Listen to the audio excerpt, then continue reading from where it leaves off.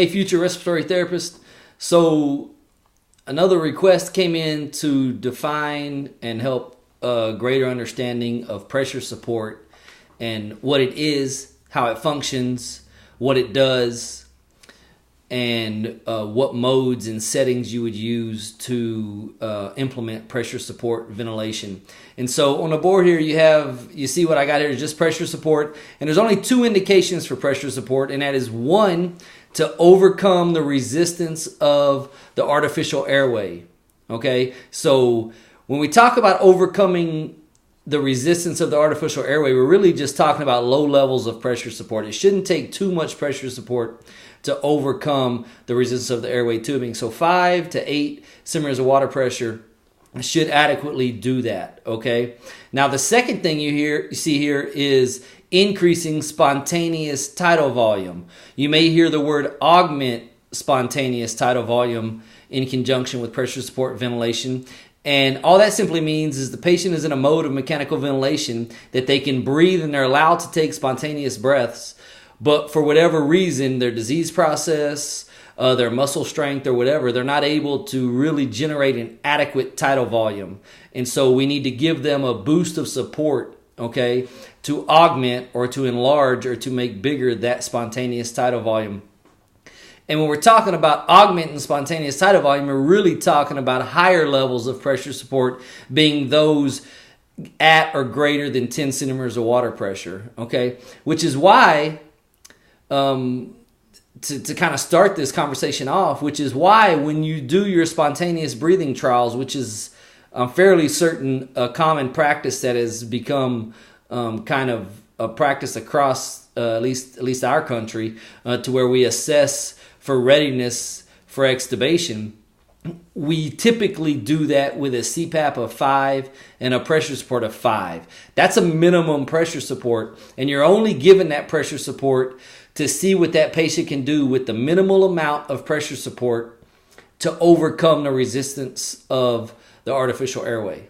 Okay, so that's what you're doing when you do an SBT. You're saying, when I extubate you, I want to see what type of volumes you're going to breathe, you're gonna take in, and how you're going to breathe when I extubate you, because this is the closest we can really get to mimicking spontaneous respirations before we extubate you. Okay, so now what you need to understand about pressure support is how it works. Okay, and so when you talk about pressure support, you have to understand that anytime a patient takes a spontaneous breath, they are going to receive whatever amount of pressure support you have set, which means the pressure is going to be increased to that patient to whatever the pressure support setting is. So if you're at, let's just say you're at a CPAP of 5 and the patient takes a spontaneous breath and you have a pressure support of 10 dialed in, then the pressure during that inspiration is going to increase to 10.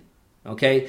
Now, what you need to understand is what tells the ventilator to turn the pressure off. Okay, so what's the cycling mechanism? The cycling mechanism, when we say cycle in terms of mechanical ventilation, we're talking about the variable that ends inspiration and begins expiration. Okay, so how does the vent know to turn the pressure support off? And the answer to that is in a flow decay. Okay, and so if you think about it, when you take a breath in, breathe in, you stop breathing, and as you achieve your full breath, your inspiratory flow decays. Okay, so it starts off relatively high and then it decays downward. Pressure support will cycle off when the patient reaches whatever flow decay setting is set. Okay, so if you're working with the 840s or if you're working with the Avias, there's a setting on there where you can go in and you can adjust the expiratory sensitivity. And this is telling you at what point do you want the pressure support to set off. And it's all based off of flow decay. So if you set it at 25%, okay, and your patient's inspiratory flow is 40 liters per minute, then the pressure support is going to cycle off and allow for expiration as inspiratory flow decays to 25% of 40 liters per minute, which is 10 liters per minute. Okay? So flow decay is your cycling mechanism. That's what I'm trying to get you to understand, okay? 25% usually works for 95% of patients, okay? If you have a patient who's air trapping and they're in pressure support ventilation, CPAP pressure support, without a set rate, such as an SIMV, then, if they're air trapping, then maybe you could increase that expiratory flow to 50%, and then the pressure support will cycle off as flow decays to 50% of their peak inspiratory flow, okay? That's not typically something that gets too complicated or that you have to adjust too many times, okay? But for completion's sake and for thoroughness, you need to understand that on inspiration, pressure will increase to a set pressure support level, and it will hold that pressure support level, meaning you'll have a square waveform on your pressure graphics until it decays to the set expiratory sensitivity, and then it will cycle off and go into expiration. Now, probably the most important thing you know about pressure support is what modes is it available in, okay? And the answer to that is any mode that allows true spontaneous respirations, okay? So when we talk about this, we're talking about, let's take SIMV. In between the set rate where you have set mechanical ventilation happening, the patient can take a true spontaneous breath, okay? That breath will be augmented by pressure support. So SIMV for certain. Okay? In between mandatory breaths, the patient can breathe spontaneously. Pressure support will augment those spontaneous breaths. Low levels will just overcome the resistance of the artificial airway. Now, also if your patient is in CPAP, okay, so you have them in CPAP of 5, which means a continuous positive airway pressure of 5 centimeters of water pressure, when they breathe a spontaneous breath, some level of pressure support is probably going to be desired to either overcome the airway resistance of the artificial airway or to augment spontaneous tidal volume, okay? So CPAP obviously allows for spontaneous breathing. You wouldn't have a patient in CPAP who wasn't breathing spontaneously. And so CPAP obviously is a mode where you would have a pressure support setting, okay? Those are the two most common modes where pressure support is also set. Now, some of you are going to talk about bilevel. Some of you are going to talk about APRV. And those modes also require or also allow for spontaneous breathing. So pressure support is also in the conversation when it comes to those modes. But those aren't your typical fundamental basic modes of mechanical ventilation, okay? So for now, if you'll understand that when I'm in SIMV, I should look for a pressure support setting to help the patient during those spontaneous breaths. And definitely when I'm in CPAP, I should look for a pressure support setting to help with those spontaneous breaths, then you'll be on the right track. Now, what mode is pressure support not going to be seen in? Okay, and the answer to that is any assist control mode. So if you think of assist control or AC, then you will not consider pressure support as an option in this mode because assist control does not allow for true spontaneous respirations. If the patient wants another breath in assist control, whether it's assist control volume or assist control pressure, they're going to get whatever is set. Okay? So when a patient initiates a breath in assist control, they're going to get the set tidal volume at the set flow. So there's no spontaneous breath to overcome. Okay? If they're in AC pressure control, and the patient initiates a breath, they're going to get the set inspiratory pressure at the set inspiratory time. So again, there's no spontaneous or true spontaneous respirations happening, and so there's no need to overcome airway resistance associated with artificial airway or increase spontaneous tidal volume. Okay? Now let's talk about troubleshooting for just a second. All right? Because pressure support It's something you need to understand how to operate and how to work to aid in the comfort of your patients, okay? So I'm going to give you a scenario. You have a patient in CPAP, and the patient's breathing 43 times a minute with a tidal volume of 200, okay? That obviously doesn't sound very good. And they're on a CPAP of 5 with a pressure support of 5, okay? You have just enough pressure support to overcome the airway resistance of the artificial airway. But you're not giving enough pressure support to augment spontaneous tidal volume. The patient is diaphoretic, their work of breathing is through the roof, they don't look comfortable, and you go, I don't know what to do. Well, the answer is increase your pressure support. If you increase your pressure support, you will take that tidal volume of 200, you will increase it to, 400, and the patient will subsequently slow their respirations down. Okay? It'll be more comfortable. Now each breath is more effective because you're inhaling a more adequate tidal volume. Okay? Let's say you're in SIMV and you're on a set rate of 10. Okay? And the patient's breathing a total of 40.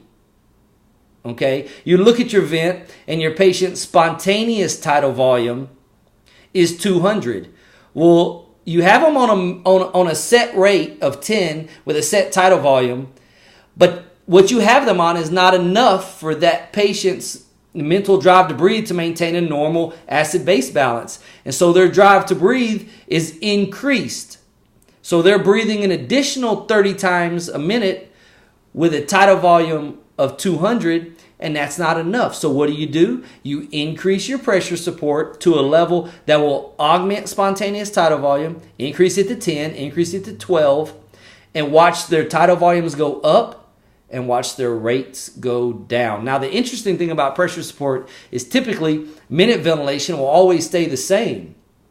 So if you have a patient breathing 40 times a minute with a tidal volume of 200 on CPAP with a pressure support of 5, their minute ventilation is 8 liters per minute, okay? 40 times 200 is 8,000. That's 8 liters per minute, okay?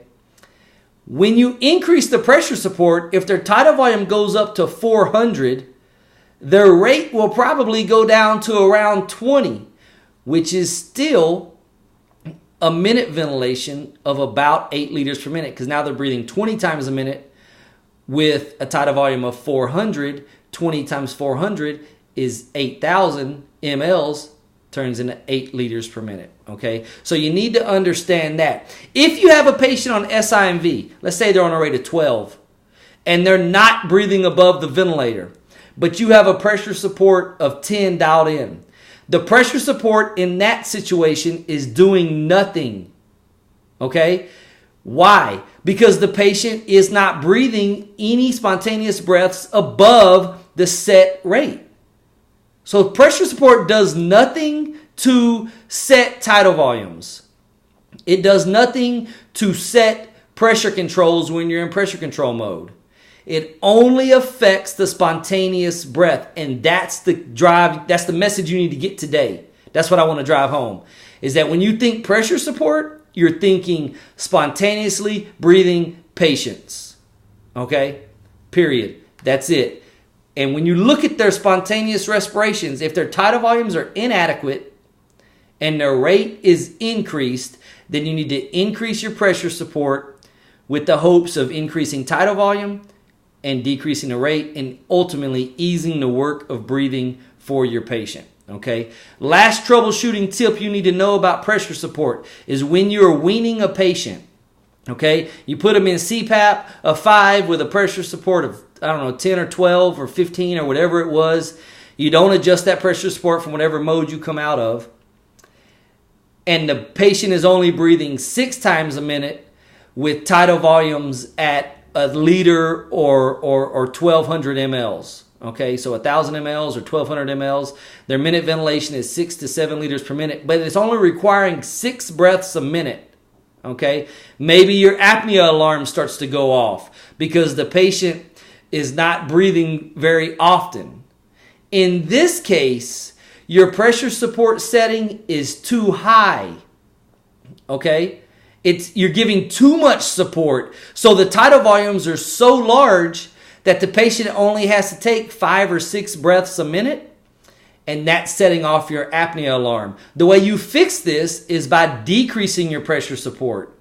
If you decrease pressure support, say take it from 12 to 5, then you will see those spontaneous tidal volumes go down. And as those spontaneous tidal volumes go down, the patient will have to breathe more often. Okay? So the rate will go up to compensate for the lower tidal volumes. Okay? Something I've seen clinically is that if you have a patient that you're weaning and you're on a pressure support of 10 and a CPAP of 5, and you take that patient down from 10 to 5 and the tidal volumes don't decrease, they remain the same, that's a good indication that your patient has the ability to pull adequate tidal volumes with minimal support, and you need to get them extubated as soon as possible. Okay? Hey guys, I hope this helps. Pressure support ventilation, remember, it only impacts spontaneous breaths.